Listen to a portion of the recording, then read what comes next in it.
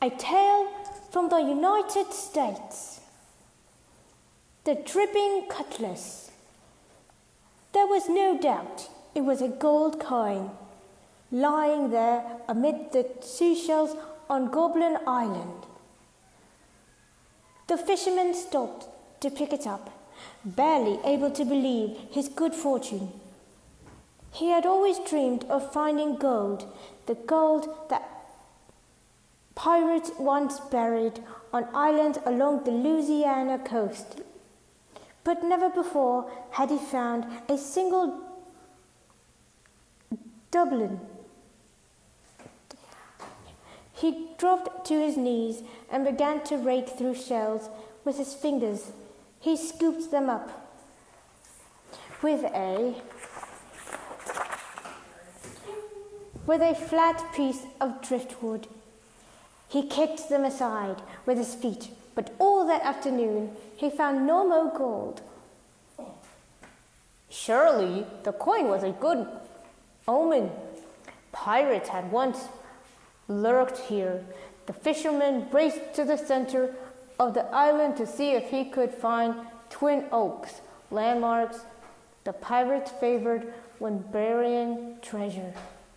When he finally spotted twin trees, he was so excited he wanted to dig with his bare hands. But he needed a shovel, so he pushed his boat into the water and rowed home with the day's catch. He would hurry back after supper. His wife tried to dissuade him. You'll get hurt, she said. Pirate ghosts hate to give up their treasure. Ghosts? You know I don't believe in ghosts. She gripped his arm. They'll addle your wits. Once you see them, you'll never be the same again. But he didn't listen. He kissed her goodbye, grabbed his shovel, and rowed across the silent waters. A full moon left a silvery path on the waves leading directly to Goblin Island. The fisherman pulled his boat well onto the beach and walked through the woods to the spot where he had seen the twin oaks, and that's where he started to dig.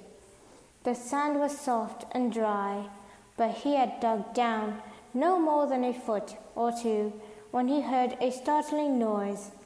It sounded like something wooden being dragged across sand and seashells. The sound came from the beach where he had left his boat. He raced back and found the boat floating out to sea. He waded into the water and hauled it ashore. This time he pulled it even further up the beach.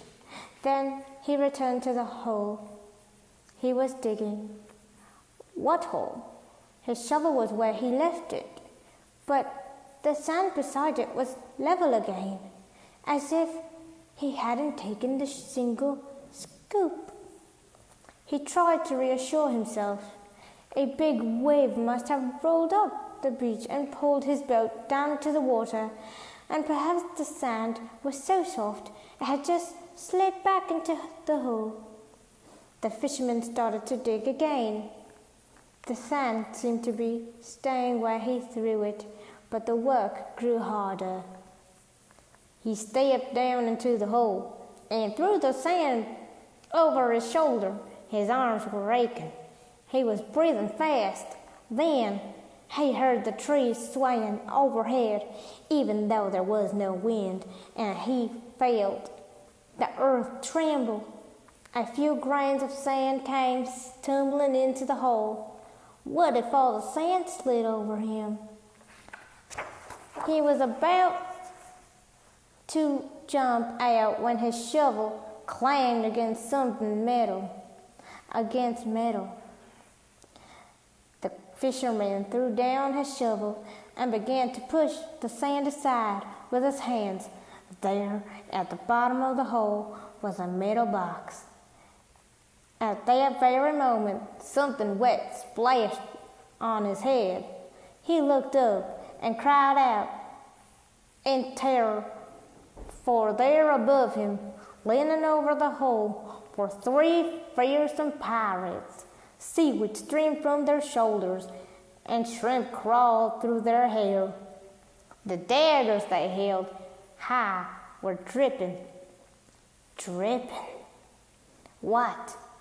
Blood or sea water? The fisherman didn't know which. Drop by drop it fell on him, salty and warm. He was trapped at the bottom of that hole, shuddering and desperate. What if they decided to bury him alive? He sank to his